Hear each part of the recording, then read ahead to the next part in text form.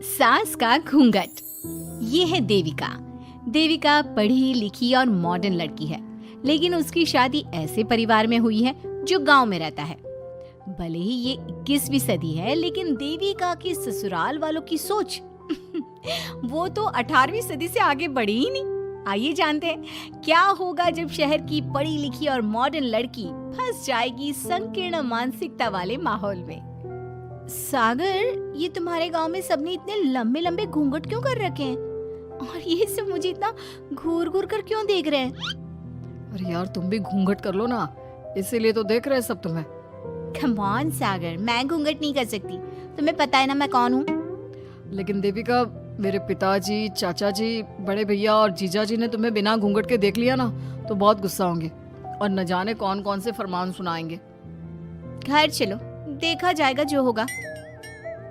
सागर देविका से कई बार कहता है कि वो घूंघट कर ले, लेकिन देविका सागर की नहीं सुनती और अपने ससुराल के दरवाजे पर पहुंच जाती है। जब देविका वहां पहुंचती है तो देखती है कि उसकी सास बिमला, चाची सास कम्मो और जेठानी सुजाता ने लंबा सा घूंघट कर रखा था, पर उनकी ननद वीना ने घूंघट नहीं किया हुआ था। लेकिन हाँ, उसने सर पर सलीकी के साथ दुपट्टा जरूर ओढ़ा हुआ था। सागर अपनी पत्नी को सबसे मिलवा रहा होता है, तभी सागर के पिता जोगिंदर बोलते हैं, सागर, तूने बहू को इस घर के तौर तरीके नहीं समझा। हमारे घर की औरतें बिना घूंघट के किसी पर आए मर्द के सामने नहीं आती और तू इसे ऐसे ही ले आया। पिताजी, मैं समझा दूंगा। वो नई नई शहर से आई है ना, इसलिए उसे पता नहीं है। सागर की बात सुनकर उसके चाचा जी महेंद्र बोलते हैं, ये बात तो तुझे गांव में कदम रखते ही अपनी बीवी को समझानी चाहिए थी। हमारा गांव में बहुत नाम है। तेरी बीवी ऐसे गांव भर में घूमेगी तो क्या इज्जत रह जाएगी हमारी। ये बोलकर जोगिंदर और महेंद्र वहां से चले जाते हैं। शाम को घर की सारी औरतें खाने की तैयारी करती है। खाना तैयार हो जाता है, लेकिन घर की कोई भी औरत खाना नहीं खाती। बहुत रात हो जाती है, तब देविका कहती है, सासू माँ, खाना बने हुए तो देर हो गई, रात भी बहुत हो गई है, हम लोग खाना क्यों नहीं खा रहे हैं? अरे बहू, ये क्या बोल रही हो? हमारे यहाँ घर की औरतें तब तक खाना नहीं खाती जब तक घर के मर्द खाना ना खा ले। लेकिन इतनी देर हो गई, आप सबको भूख नहीं लग रही क्या? तभी देविका की जेठानी सुजाता कहती है, लग तो रही है, लेकिन यहाँ की यही रीत है, ये निभानी तो पड़ेगी ना। भाभी जी, ये रीत नहीं है, औरतों को प्रताड़ित करने का एक तरीका है। अगर इस घर के आदमी पूरी रात नहीं आए तो पूरी रात खाना नहीं खाओगी क्या? देविका ये बोलकर सीधा सागर के पास जाती है। सागर उसे समझाता है, देविका, यहाँ ऐसा ही होता है, तुम थोड़ा सब्र कर लो, पिताजी और चाचा जी आते ही होंगे, फिर हम सब खाना खाएंगे। सागर देविका को समझा ही रहा था, तभी देविका की ननद वीना आकर कहती है, सागर, खाना खाने आ जाओ, पिताजी और चाचा जी आ गए हैं। चलो देविका, तुम्हारा इंतजार खत्म हुआ। सागर खाने के लिए बैठ जाता है। जब सब खाना खाने बैठते हैं तो देविका भी बैठ जाती है। सागर धीरे से उसे कहता है, अरे देविका, ये क्या कर रही हो? तुम इस तरह हमारे साथ खाना नहीं खा सकती। मगर क्यों सागर, मुझे भूख लगी है, सब लोग खा रहे हैं तो मैं क्यों नहीं खा सकती? ये हमारे घर का नियम है, पहले घर के आदमी खाते हैं और बाद में औरतें। लेकिन सागर, हमारे घर में तो ऐसा कोई नियम नहीं है। देविका और सागर में बहस छिड़ जाती है। तब सागर का बड़ा भाई कहता है, सागर, तेरी बीवी को एक बार में समझ में नहीं आता क्या कि इस घर की औरतें मर्दों के खाना खाने के बाद ही खाना खा सकती है? भैया, मैं देविका को यही समझा रहा था। मुझे तो लग रहा है कि इसके दिमाग में कोई बात ही नहीं बैठती एक बार में। भैया, मेरे दिमाग में बात तब बैठेगी ना जब आपकी बात कोई ढंग की होगी। अरे आखिर क्यों घर की औरतों को आप लोगों की बात खाना मिलेगा? हाँ, अब से पहले घर की किसी औरत ने घर की किसी मर्द से इस लहजे में बात नहीं की थी, इसलिए वो सब देविका की बात सुनकर हैरान रह गए। तभी सागर की जीजा और वीना के पति कल्याण जी कहते हैं, ये क्या है सागर, इस घर की दीवारों को औरतों की इतनी ऊंची आवाज सुनने की आदत नहीं है। अपनी बीवी को बोल जरा होश से काम ले और चुपचाप चली जाए। क्यों चली जाऊं मैं चुपचाप? इस घर की औरतें आपकी हर बात बर्दाश्त कर लेंगी, लेकिन मैं शहर की पढ़ी लिखी लड़की हूँ। आपके कोई भी फालतू के रीति रिवाज मैं नहीं बर्दाश्त करने वाली। इस तरह देविका ने सारे घर की औरतों के लिए मिसाल पैदा कर दी। जोगिंदर के घर में पहली बार किसी महिला ने विरोध का स्वर उठाया है, ये बात घर के किसी मर्द को बर्दाश्त नहीं हो रही है। तभी जोगिंदर कहता है, महेंद्र, मोहन, इस बेशर्म लड़की को कमरे में बंद कर दो और आज इसे कोई खाना नहीं देगा।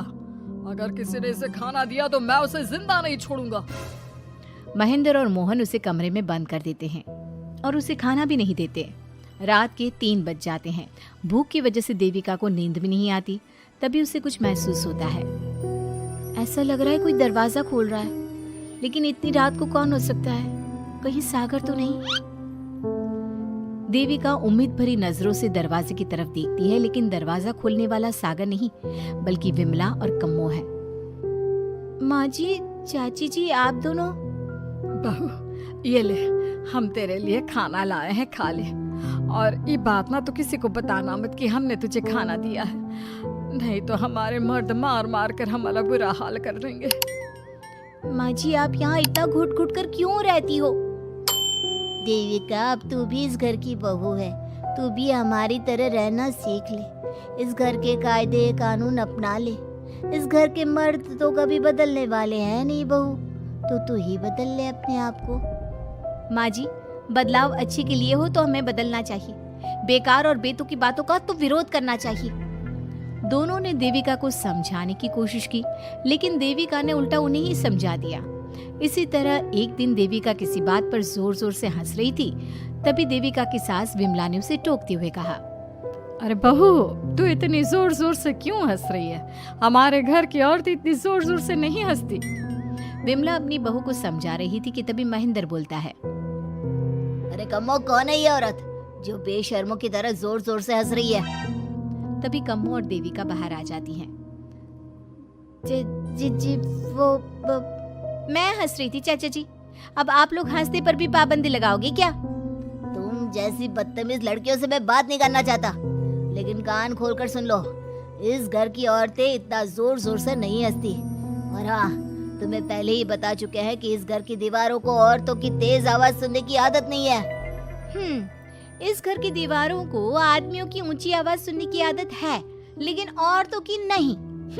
चाचा जी, आपके घर की दीवारें तो बहुत दोगली है। हर पाबंदी औरतों के लिए क्यों चाचा जी? औरतें ये नहीं कर सकती, औरतें वो नहीं कर सकती। औरतें सांस ले सकती है या उस पर भी पाबंदी है? चुप हो जाना बहू, मत बोल और घूंघट कर ले। ये तेरे चाचा ससुर है, थोड़ा तो लिहाज कर। कम्मो के समझाने पर भी देविका चुप नहीं होती। वो महेंद्र से ऐसे ऐसे सवाल पूछती है जिनका जवाब उसके पास होता ही नहीं। महेंद्र गुस्से से सागर को आवाज देता है। महेंद्र की आवाज सुनकर घर के सभी आदमी बाहर आ जाते हैं। जी चाचा जी, आपने बुलाया? अपनी मुंह जोर बीवी को यहाँ से ले जाने तो कुछ अनर्थ हो जाएगा। क्या हुआ चाचा जी? तेरी बीवी जिस तरह से मुझसे बात कर रही है, छोटे बड़े की तमीज नहीं है इसे। कम से कम 7 दिन तक ये कमरे से बाहर नहीं निकलनी चाहिए। अगर इसे मैंने कमरे से बाहर देख लिया तो किसी की खैर नहीं, समझे? पर मैंने कुछ गलत नहीं बोला। सागर, जो सच है मैंने वही कहा है। देविका, चलो मेरे साथ। लेकिन सागर, मेरी बात तो सुनो। सागर देविका को वहां से ले जाता है। इसी तरह से कई दिन बीत गए। अब देविका अपने ससुराल में हर गलत बात का विरोध करने लगी, लेकिन जितना ज्यादा वो विरोध करती, उसके ससुराल वाले उस पर उतना ही ज्यादा अत्याचार करते। अब देखना यह है कि देविका अपने ससुराल वालों के अत्याचार को यूं ही सहती रहेगी। क्या उसके ससुराल में घूंघट में औरतों का दम इसी तरह घुटता रहेगा? अगर आप इन सवालों के जवाब जानना चाहते हैं ना, तो हमें कमेंट करके जरूर बताइएगा। और हमारी स्टोरी को लाइक, शेयर और चैनल को सब्सक्राइब करना ना भूलें।